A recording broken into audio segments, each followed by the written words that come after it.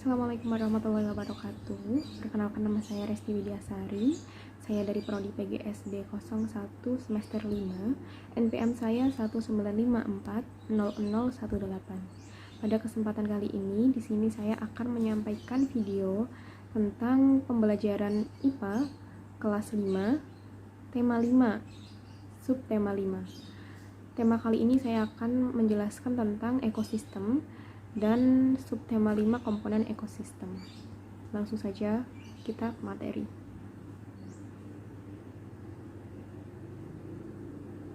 Untuk kompetensi dasar dan indikator, yang pertama adalah bahasa Indonesia. Kompetensi dasar menguraikan konsep-konsep yang saling berkaitan pada teks non-fiksi. Kemudian menyajikan konsep-konsep yang saling berkaitan dengan teks non-fiksi ke dalam tulisan dengan bahasa Indonesia. Sedangkan untuk indikatornya, menemukan pokok pikiran dalam bacaan secara tepat, membuat pertanyaan-pertanyaan sehubungan dengan bacaan secara tepat. Untuk mata pembelajaran IPA, kompetensi dasarnya yang pertama, menganalisis hubungan antar komponen ekosistem dan jaringan-jaringan makanan di lingkungan sekitar. Selanjutnya, membuat karya tentang konsep jaring-jaring makanan dalam suatu ekosistem. Dan untuk indikatornya, melengkapi bagan dengan klasifikasi hewan berdasarkan jenis makanannya secara tepat. Membuat teks non-fiksi tentang hewan, pilihannya dilihat dari jenis makanannya secara benar. Dan untuk SBDP, komponen kompetensi dasarnya memahami tangga nada, kemudian menyanyikan lagu-lagu dalam berbagai tangga nada dengan irian musik. Kemudian untuk indikatornya, mengenal perbedaan tangga nada mayor dan minor secara benar, kemudian menyanyikan lagu bertemakan hewan.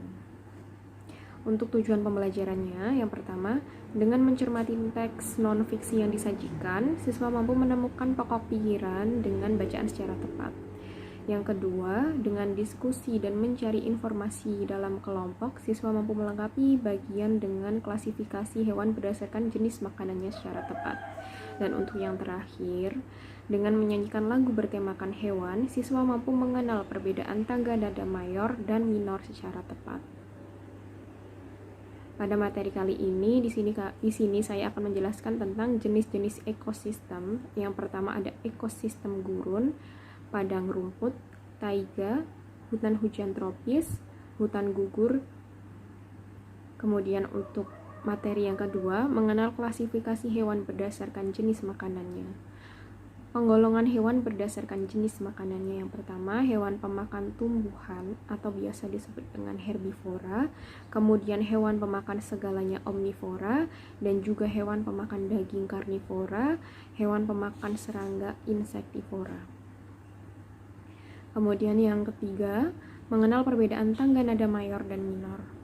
Tangga nada mayor biasanya bercirikan bersemangat, riang gembira, biasanya diawali dengan dan diakhiri dengan nada do. Lagu bertangga nada mayor antara lain Maju Tak Gentar, Halo Halo Bandung, dan juga Garuda Pancasila. Kemudian ciri-ciri dari tangga nada minor adalah kurang bersemangat, bersifat sedih, biasanya diawali dan diakhiri dengan nada la. Lagu bertemakan nada minor antara lain Syukur, Tuhan, dan juga Gugur Bunga. Untuk metode, model, strategi, dan pendekatan, yang pertama metode diskusi kelompok. Metode diskusi adalah aktivitas pembelajaran yang pada penerapannya siswa akan diberi suatu masalah yang bisa berbentuk pertanyaan atau fakta untuk diuraikan bersama pada sebuah grup belajar. Model diskusi merupakan pengajaran yang berfokus pada cara belajar siswa untuk memecahkan masalah dari sebuah masalah. Metode ini dilakukan oleh 2 atau lebih siswa yang saling berinteraksi. Kemudian yang kedua, model pembelajaran. Di sini saya mengambil model pembelajaran Think-Pair-Share. Think-Pair-Share atau biasa disingkat dengan TPS merupakan suatu teknik sederhana dengan keuntungan besar. Teknik ini dapat meningkatkan kemampuan siswa dalam mengingat suatu informasi dan seorang siswa juga dapat belajar dari siswa lain serta saling menyampaikan idenya untuk didiskusikan sebelum disampaikan di depan kelas. Untuk strategi pembelajaran, di sini saya mengambil example non-example adalah strategi pembelajaran yang dalam proses memakai instrumen gambar untuk menyajikan materi. Kemudian di sini saya menggunakan pendekatan saintifik. Pendekatan dalam model pembelajaran menggunakan kaidah-kaidah yang memiliki pengetahuan dan aktivitas pengumpulan data melalui observasi, menanya, eksperimen, mengolah informasi atau data, kemudian didokumentasikan. Kemudian langkah-langkah dalam metode diskusi kelompok. Yang pertama, merumuskan tujuan yang ingin dicapai, baik tujuan yang bersifat umum maupun tujuan khusus. Yang kedua, menentukan jenis diskusi yang dapat dilaksanakan sesuai dengan tujuan yang ingin dicapai.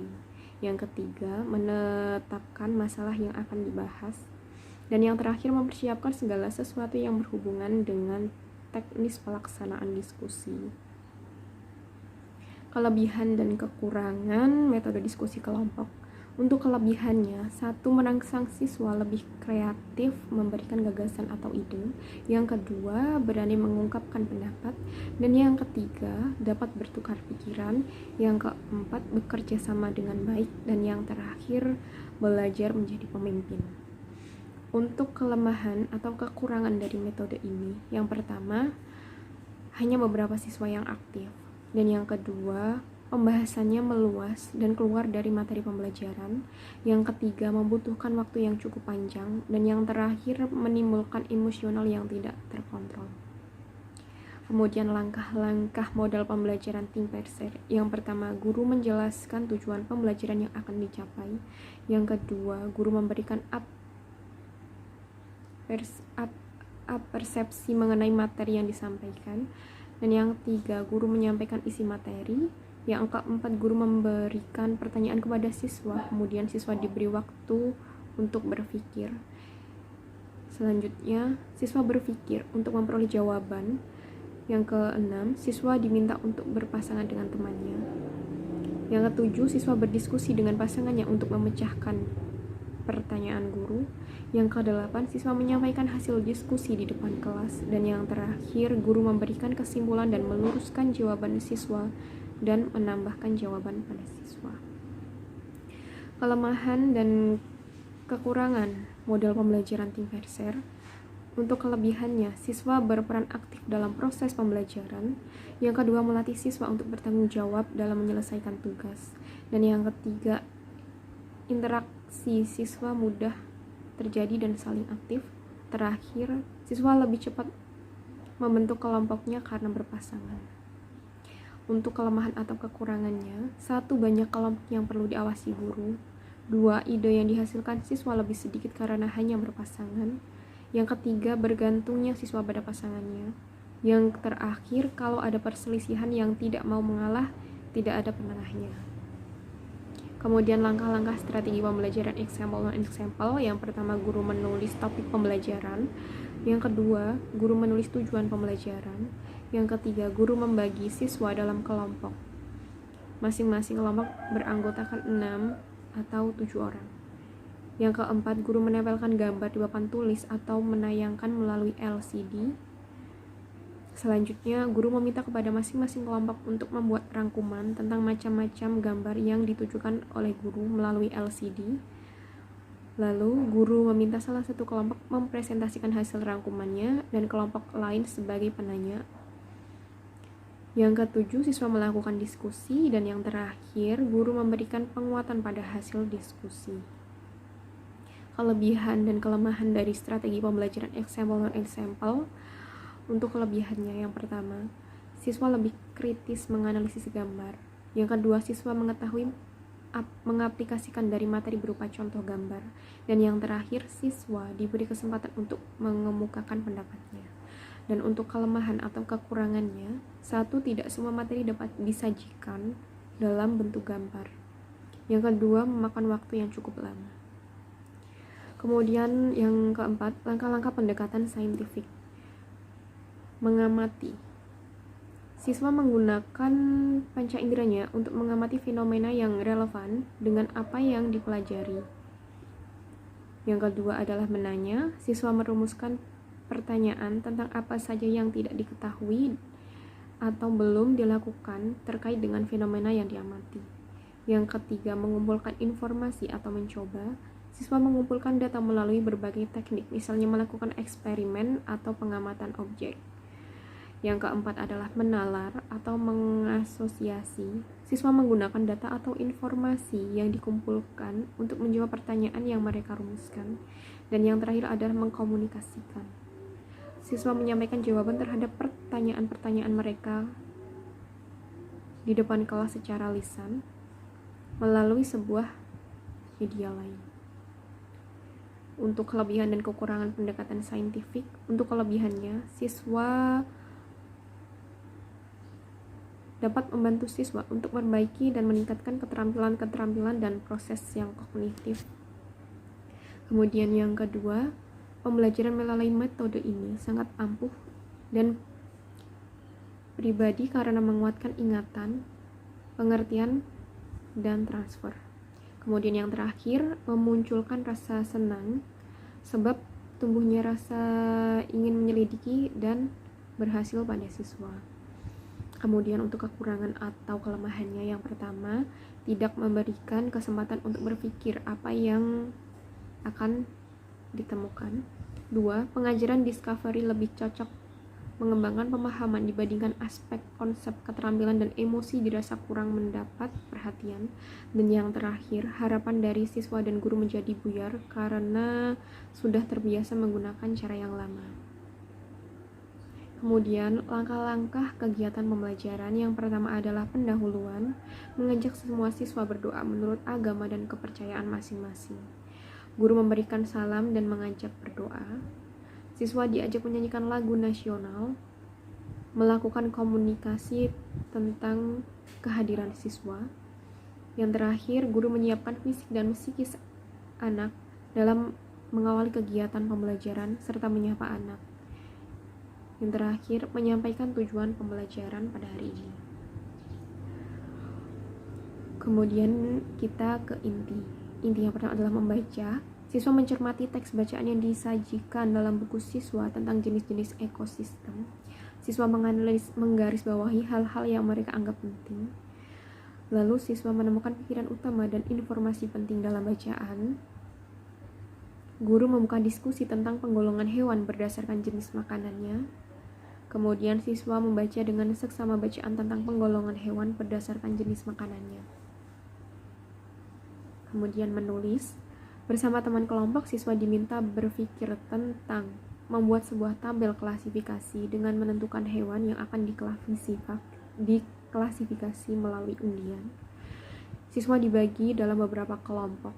Kegiatan ini meningkatkan pemahaman tentang penggolongan hewan berdasarkan jenis makanannya. Dan yang terakhir, siswa melakukan gallery walk untuk melihat hasil kerja kelompok lain untuk kemudian membuat kesimpulan. Lalu berlatih, siswa menggunakan informasi serta data untuk membuat teks non-fiksi tentang penggolongan hewan berdasarkan jenis makanannya.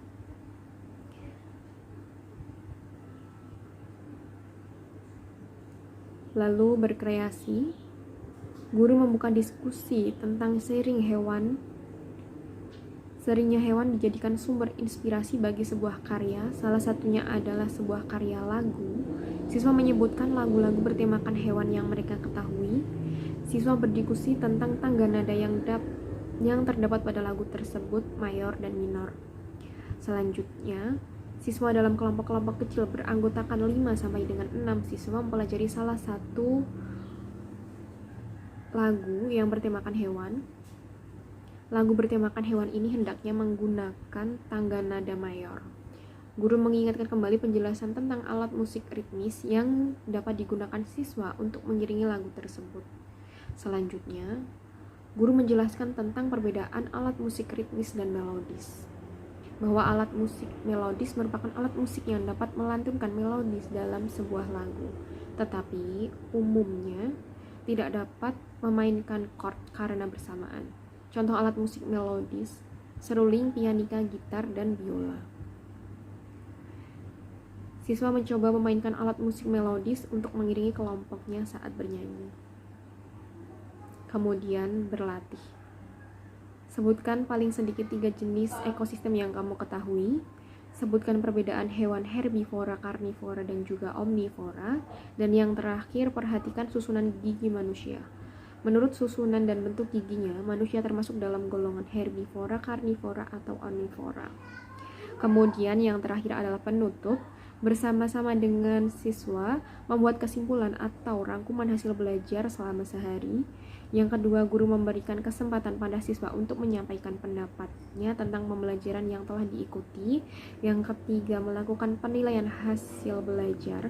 Dan yang terakhir, mengajak semua siswa berdoa menurut agama dan keyakinan masing-masing. Kemudian sumber belajar dan alat media. Sumber belajar ini berasal dari buku guru dan juga buku siswa kelas 5, catatan kedua edisi revisi, tema 5 ekosistem. Kementerian Pendidikan dan Kebudayaan, Jakarta 2017. Kemudian di sini kita menggunakan alat atau media, buku teks, buku bacaan tentang penggolongan hewan berdasarkan jenis makanannya, dan juga gambar-gambar hewan dari media cetak atau majalah. Sekian paparan tentang presentasi PowerPoint dari saya. Kurang lebihnya saya mohon maaf. Sekian. Wassalamualaikum warahmatullahi wabarakatuh.